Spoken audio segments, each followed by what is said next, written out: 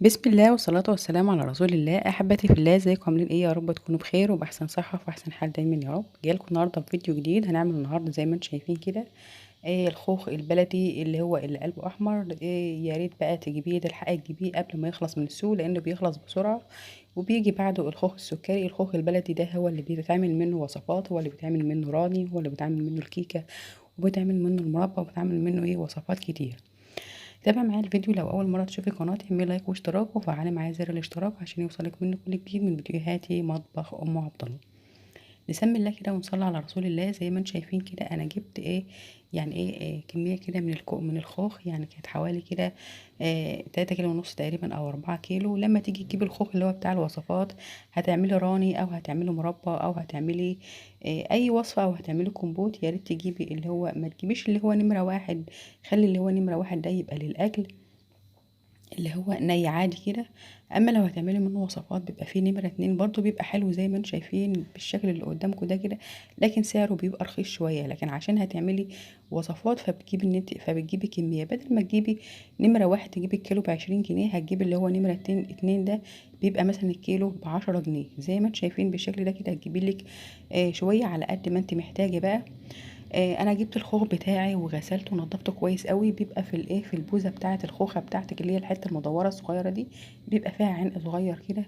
يا ريت تشيليه وانت بتغسليه وتنضفي حاجتك كويس قوي. وبعد كده حطيته في الحله وحطيت عليه غطيته بالميه كده، غمرته بالميه ميه كتيره زي ما انتم شايفين كده. وبعد كده بقى هجيب السكر بتاعي، احط بقى كميه من السكر. يعني تقدري تحطي، يعني حطيت كده على 3 كيلو حطيت بتاع حوالي 8 معالق من السكر.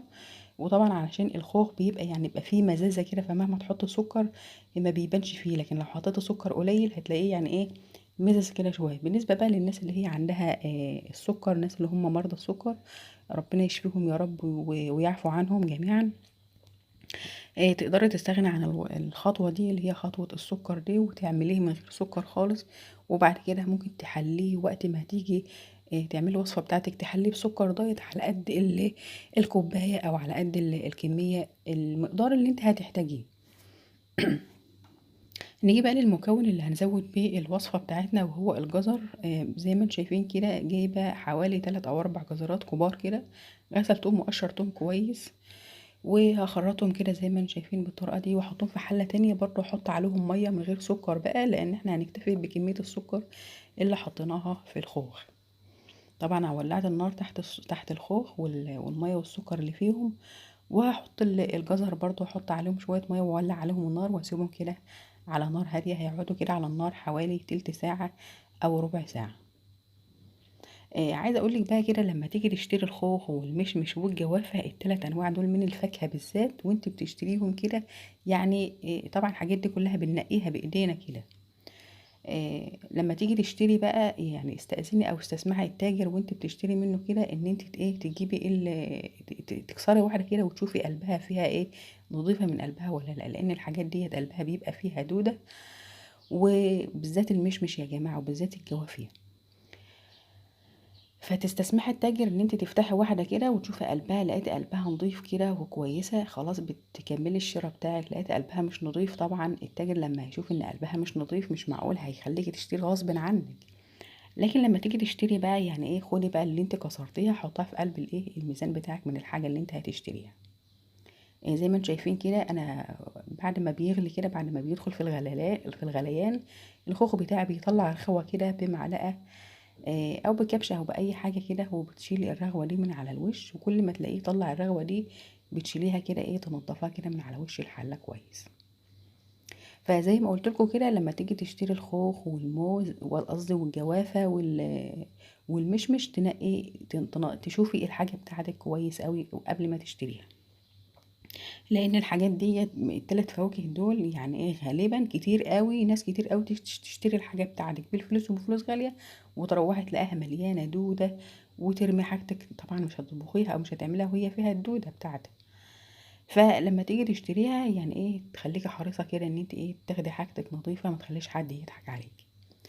الخوخ بتاعي زي ما انتم شايفين بالشكل ده كده اهو بدأ يستوى، القشرة بتاعته بدأت تعين من عليه. طبعا لو هتعملي كومبوت في الحالة دي بتاخدي الخوخ اللي هو زي ما انتم شايفينه كده هو نص سوا. بتعملي فيه ايه؟ بتحطيه في ميه ساقعه وبتشيلي القشره بتاعته وبتقسمي الخوخه بتاعتك كده، تاخدي النصين وتشيلي البذره وبتحطيه في برطمان وبتحطي عليه جزء من الميه المغليه بتاعته، بتقفلي البرطمان وبتحطيه في حله تانية بقى ايه، وتسيبي وتكبي عليه ميه مغليه وتسيبيه يغلي بالبرطمان وهو مقفول.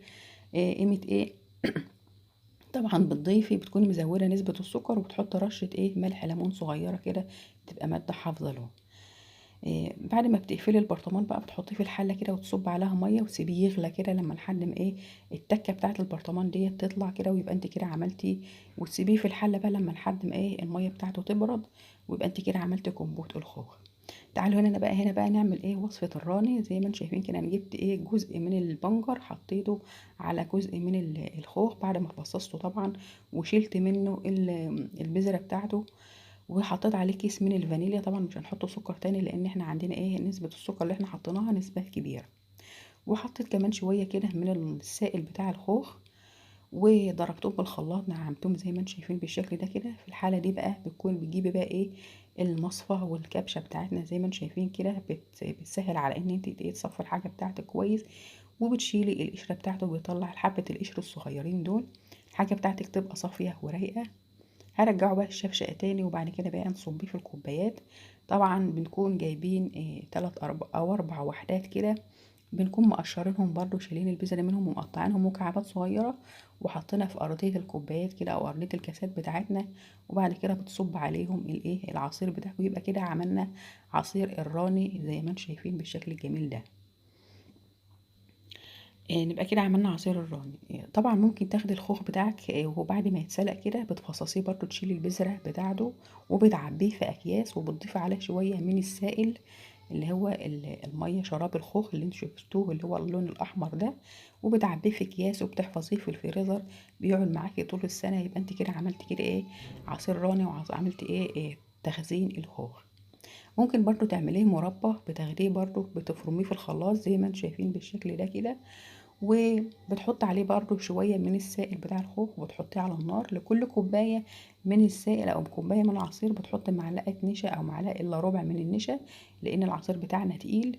وبتقلبيه على النار، بتضيفي بقى شوية سكر او ممكن تكتفي بالسكر بتاعه، وبتقلبيه على النار وبتحط له رشة فانيليا. وبعد كده بايه، بياخد مني كده حوالي دقيقتين تلاتة كده على النار مع التقليب.